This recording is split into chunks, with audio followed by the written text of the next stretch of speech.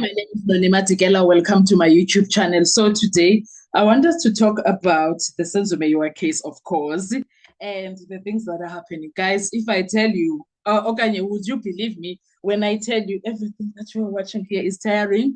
But okay, for the case, for the sake of use and for the sake of progress and moving on, you know what? If I can tell you, the biggest contradictions in this case don't actually exist.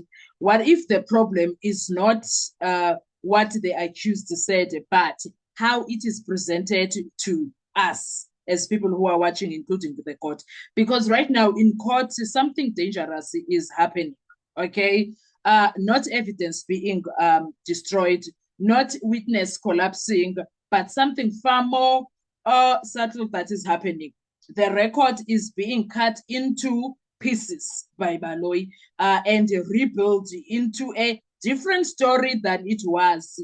And once you see it, you cannot unsee it, unfortunately. And there is this illusion about contradictions also. In court, there's one thing more powerful than evidence: perception. And perception can be manipulated. What we are watching right now from Advocate George Baloyi is not random questioning. He is busy. How can I put it? It's precision tactic. Here is how it works. Take a small fragment of what was said, present it as a complete truth, and suddenly a consistent story becomes a contradictory one. But here is the problem when it comes to that. When you go back to the full record, the contradiction disappears completely. This is not a collapse of evidence. This is a reconstruction of meaning. That's what he does in that courtroom. And also, the court is moving fast because there's a lot of things that are happening: questions, answers, interruptions, objections, and no one is reading paragraphs. Everyone is reacting to sound bites there because wow. And what we are witnessing is where the strategy lives, okay? Because a short statement sounds cleaner, stronger, more certain, even if it's incomplete. Do you understand? So when the court hears you confirmed this earlier, it hits like that, or it hits like a effect. But the truth is that confirmation might only exist in fragment, not in reality. Now, this is where it gets dangerous. A gesture, a raised hand, and suddenly it becomes evidence, the argument. And if, like, there's a lot of things that Baloyi is busy with there, because you are like, say, can you talk about what exactly happened there? But in that courtroom, izinto are being transformed into a legal admission. And that is not a contradiction, by the way. That is a conversion of procedure into proof. And that is a stretch that Baloyi is busy stretching there. That's what we are dealing with. Now, this is where the case flips, Kenguku, because the question is simple. How did Bongani Ntanzi know all these things? Ubongani Ntanzi was confronted firstly when the matter of arrest happened with the name Siata. If you think about it very well, before the state formally introduced it, it's not a vague detail. The specific name tied to a specific case. So we are left with two possibilities. Option one, we knew because they claimed that Ntanzi was involved. Option two, we knew because information was already given to him. And if option two, we are no longer dealing with independent memory, we are dealing with contaminated information, influenced narratives. A story may have been shaped before it was told, and that changes everything. Now, what we are dealing with here is Bongani Ntanzi dealing with Baloyi, and Baloyi is not accepting defeat. That's what we are dealing with.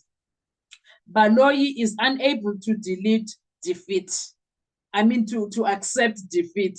That's what he is struggling with, because right now, where we are, where we are, he is he's that one guy that refuses to hear things for what they are. He is busy trying to force things. It's quite like, yo, guys, I don't know, man. There's there's this drive that he has, even though he knows that it's a losing battle. That cross-examination between him and Danzi is quite a losing battle, guys. And also, let's also address this biggest misconception in court. If you don't repeat something, you are inconsistent. That is not how memory works. People remember in pieces. If you don't remember it, you may remember later at different times with shifting details. So when the state says you didn't mention the dreadlocks before, but the record shows it was mentioned earlier. What, Oksala, I just remembered because it's a lot. It's a lot. Then we are not dealing with a contradiction. We are dealing with selective recall being turned into selective accusations, and that's a critical difference. So let's bring it together, guys. Now, a story is falling apart, not a witness collapsing, but a pattern fragment being extracted from record, meaning being rebuilt to create contradictions that don't actually exist. And the picture changes once you do that, because the same evidence that is being used to break the accused may actually be exposing the method used against him. And Ubaloyi is refusing to even accept that. This is not just a trial of facts, it's a trial of interpretation. And the real question is no longer, is the accused contradicting himself? The real question is, who is controlling the story and how is it being told? And right now we have Ubaloyi that is quite in a panic mood, in a desperation situation, in a space whereby he's refusing to give up, forcing issues, forcing narrative, forcing whatever he can find, and things are not looking good. No matter how he can force any situation, it's not looking good. There is nothing that he can do. The least that he can do is to stop this. Because every time he tries with Undanzi, he's exposing himself. Every time he tries with Undanzi, he's exposing himself. That is what we are watching. Because the morning time, before the time, he was dealing with everything that he dealt with yesterday afternoon after a long adjournment. He is dealing with all of that, and it's not cute, to tell you the least. It is absolutely not cute. It's not funny. It's not cute. It is what it is. So, guys, I don't know about you, but now I'm done. I'm so over Baloyi and everything, the reputation and everything that it makes me wanna sleep. It makes me wanna sleep, Sana, because what the hell? That is the drama that is unfolding right now. We are having Ubaloyi trying by all means to break Ndanzi apart. He's failing to deal with his credibility. He's also failing because Undanzi is woke. Undanzi is so woke. Undanzi sees things. Undanzi asks relevant questions. Undanzi corners Baloyi, and Ubaloyi is left not knowing what to do with himself. He is left not knowing what to do with himself. That is the sad part about all of this. It is quite sad, guys. I don't know what he was hoping was going to happen. I don't know what he was wishing must happen, but okay, it's working against him. Nonetheless, everything is just bad. Everything is just not looking great. Everything is not looking as it should. Everything is not going as it needs to, according to what he needs. The narrative collapsed a long time ago. And the more Ndanzi sits in that witness box, the longer, the worse Baloyi is being exposed. And for someone who is a seasoned prosecutor, guys, I will keep saying this time and again, I will sound like a broken record. Because right now, Sanalam, right now, son. Oh, Ubaloyi, I can't. Oh, I can't handle this, guys. I honestly can't handle any of this. I'm done. I'm so over it. I'm so done. Like, dude, hey, I'm so done, son. I can't. So, guys, I don't know what are your thoughts when it comes to all of this, but me now, I'm sitting here thinking, Ubaloyi usesijwayela kabi manje South Africa. And to have a so-called, I'm the most intelligent judge, Mara uhleli lapho say you are not calling things into order. You are sitting there not calling things into order and you expect people to respect you. Imagine that. He wants us to respect him as South Africans. He expects us to see him as the most. And the only thing that we know of Judge Ratha at this point, the only thing that we will always remember Judge Ratha, it's the bragging. Oh, he has all the time to brag, but not all the time to manage the case in court. He has all the time to brag, Sanala.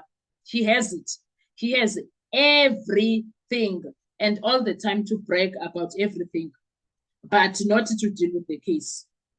Managing the case, he's not doing that. But bragging is his thing. Oh, he brags, guys. He brags about his 56 years experience, being the most intelligent guy, understanding the law, listening properly, and he will, hey, guys, when he comes with authorities, he will put them where they are not belonging. He puts them where it doesn't belong, authority. But it is what it is. Now, I just came here to ask you, what do you see? How is it going for you? Are you still okay where you are? Are you still appreciative of what is happening in that courtroom? Because Nashan Tikiwe. Oh, Tikiwe, the right, the branding ubaloyi, and yes, ufuna, I don't know ufuna kuthini. I don't know ufuna undanzi athethe athini, and yes, we are going to do another video where we talk about how Ndanzi complained, including his lawyer. We're going to talk about that. But I like that they complained. I like that they actually complained because what the hell, son? What the actual hell? Judge Ratha noted, but we will talk about that in another video. The bottom line of this one is that what do you see when you see Ubaloyi? I'll see you on our next video. Bye-bye.